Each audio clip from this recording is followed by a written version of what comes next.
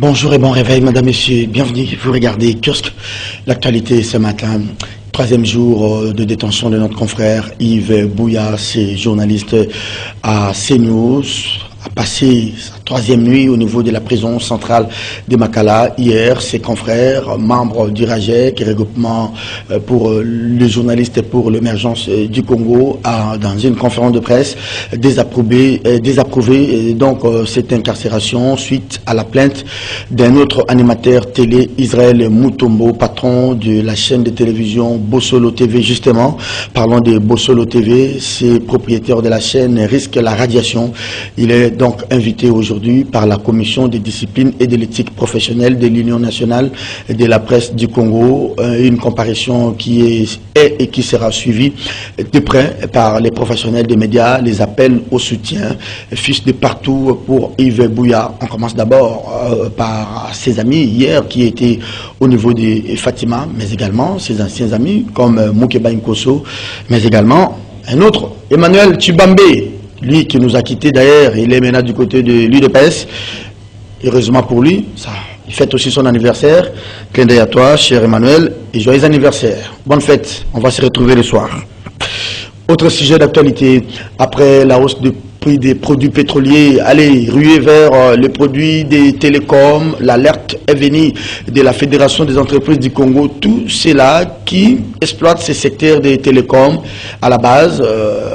Le décret du Premier ministre pris récemment pour de nouvelles tarifications des produits des télécoms. Donc les appels seront encore réajustés, tout comme les mégas et des SMS. La FEC regrette donc cette pression fiscale de près de 34%. La FEC estime que ce n'est pas une manière de favoriser les investissements en République démocratique du Congo. Elle parle même de mesures qui vont alourdir inutilement la charge de ménage de la République démocratique du Congo. François Beya, régulièrement inculpé pour complot contre la vie et la personne du président de la République, Félix-Antoine Tshisekedi. Son procès s'ouvre demain, ici à Kinshasa, précisément au CPRK, dans la commune de Selembao. François Beya et consorts, on va voir ce que sera ces procès, cette audience d'ouverture. Innocent Olenga, il est de ScoopRDC.net. Bonjour et bienvenue à vous. Bonjour Serge Kabongo. Bonjour à tous les téléspectateurs de CCTV. Très bien. Pas en costume, hein, mais en t-shirt Free Buya. Oui, c'est en solidarité avec notre confrère Yves Buya, qui pour l'instant est à Makala, suite à une plainte de notre confrère Israël Moutala, qui n'a pas voulu... Mutombo, attention. Qu'est-ce que j'ai dit? Mutombo, parce que je suis beaucoup plus habitué avec Moutala. Oui. Bon, je suis mal placé, mais je suis obligé d'être solidaire parce que c'est ça la déontologie. Tous deux sont mes jeunes frères. Je les ai vus ensemble. On a partagé même un verre ensemble. On a partagé un repas ensemble. Les deux, leurs épouses se fréquentent. Je ne sais pas si elles vont encore se fréquenter. Leurs enfants aussi. Leurs enfants aussi. Donc c'était une famille entre les deux. Les gens qui ne connaissent pas l'histoire racontent des choses qu'ils ne maîtrisent pas. Yves Buya et Israël Mutombo sont des amis. Parce que quand on arrive au niveau, on sort de la confrérie, mais on arrive au niveau où les familles se fréquentent. Là, ce n'est plus la confrérie. Ça devient une vraie amitié. Ça devient la famille. Mais nous sommes au regret que ces deux frères, l'un envoie l'autre en prison juste pour une petite escalade verbale. Il est vrai que les loups ne se mangent pas entre eux, mais ils peuvent quand même se gratigner. Ça, ce n'est pas exclu. Est-ce que pour autant envoyer quelqu'un en tôle? Je me dis non, la déontologie ne l'oblige pas. C'est pour ça que nous sommes solidaires envers Yves Buya. J'ai lu même les tweets d'Israël hier soir et ça m'a fait rire. Il dit qu'on est jaloux de son succès et tout ça. Moi, je dis, bon, les succès aussi mal gérés, avec jalousie ou avec orgueil, s'attire lui-même des ennuis inutilement. Voilà. Très bien. On va voir ce que sera l'affaire. Hein. Il semble qu'il sera convoqué. Pas il semble, c'est confirmé qu'aujourd'hui, il est invité par la commission des disciplines. C'est des cas comme ça qui étaient autrefois traités par l'INPC avec Joël Cadet, qui avait amené un autre confrère en prison. Jeff Caleb également. Et on va voir ce que ça va donner. Hein. Parce que les gens disent que Yves Buya a insulté son confrère. Dire de quelqu'un qu'il est infirmier, c'est une insulte. C'est sa profession normale. Pourquoi Israël Moutal, quand on dit qu'il est juriste, Moutala, oui. Quand on dit qu'il est journaliste, il est juriste ou économiste de formation. C'est comme Faustin Koudiassé là. Il est économiste de formation, mais il est venu faire le journalisme. Mais lorsqu'on vient dans un autre métier, on fait tout, on doit s'acclimater. Donc il faut s'intégrer, il faut s'imprégner de la déontologie et de l'éthique. Mais lorsqu'on vient, on ne se fait pas lire les textes et on commence à se comporter. On dit parce qu'on a du succès. Moi, personnellement, je suis peiné. Parce que quand vous posez la question aux journalistes, plutôt aux Quinois qui aiment bien la quinoiserie, si vous posez la question entre Israël Mutombo et vieux, par exemple, José Nawej, les Quinois vous diront que non, Mutombo est beaucoup de journalistes que José Nawej.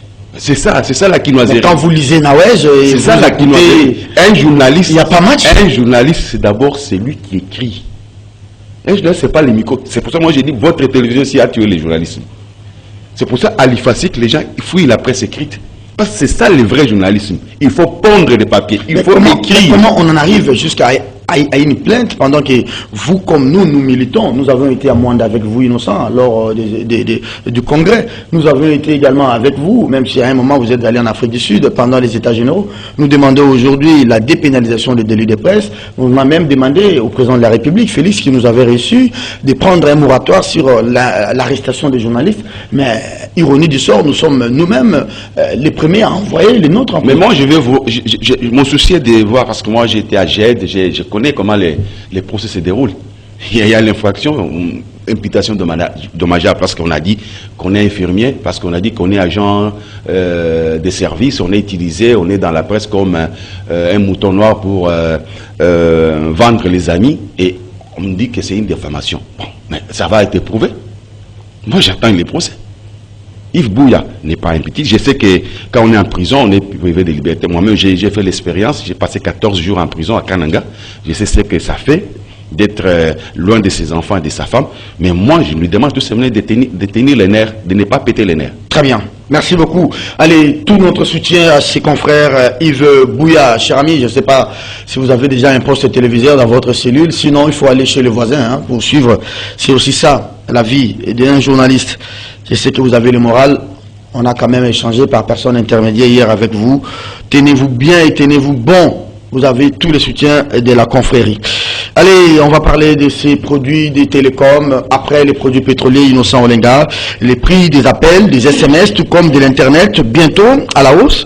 Conséquence du dernier décret du Premier ministre Sama Lukonde, instituant des nouvelles taxes sur les services des télécoms. Vous l'avez dit, il y a 1 mois ou 2 mois sur ces plateaux, et aujourd'hui, la fête du secteur vient de sonner l'alerte. Nul n'est prophète chez lui. Si j'étais Alain Foka, là, je pense que le monde allait, ou tous les Congolais allaient m'applaudir. Sur ces plateaux, j'ai commencé à alerter dès la signature, avant même la signature. Vous parlez du RAM avant même la signature du décret du Premier ministre. Je parlais du RAM nouvelle formule. Et nous avons dénoncé. Nous avons dénoncé plusieurs fois. Si vous allez sur les sites de Scoop RDC, vous allez trouver un tas d'articles. C'est une dizaine d'articles sur la nouvelle formule taxe RAM. Nous avons dit ça va nous peser sur les dos. Alors, j'aimerais que nous puissions quand même récapituler. Et puis, écoute, la taxe est instituée pour payer les prestations de l'ARPTC. De l'ARPTC, s'il vous plaît. S'il vous plaît. S'il vous plaît. L'ARPTC a déjà d'autres sources de revenus. Pourquoi on doit lui en ajouter? Et s'il faut lui ajouter, on pense que les opérateurs de télécommunications vont supporter la charge. Et eux ont dit, niet, nous on ne supporte pas cette charge. Et la charge, nous on l'avait prévenu. Que cette charge-là, comme les opérateurs refusent ces charges-là, ils vont nous les mettre sur les dos. Et c'est ce qui nous arrive maintenant. Mais il semble que le gouvernement n'est pas d'accord avec ces opérateurs. Oui, mais c'est une bonne guerre. Nous allons voir qui va gagner. Attendons qui va gagner. Parce que les opérateurs vous disent qu'ils ont assez de charges. Dans les zones où il n'y a pas d'électricité, ils déploient les carburants. ils ont des amortissements à faire. L'RPTC, quand il gagne l'argent, elle gagne parce que c'est l'autorité. Il en fait quoi? Nous avons demandé, les présidents de l'RPTC, ses propres agents, ses propres syndicalistes, lui demandent l'état financier. Ce qui ne sort pas de l'ordinaire. Depuis 3 trimestres. Depuis 2020, il ne donne pas la photographie de sa gestion. Ça échappe à tout le monde, même son adjointe, Lydie Omanga, ne connaît pas l'état des...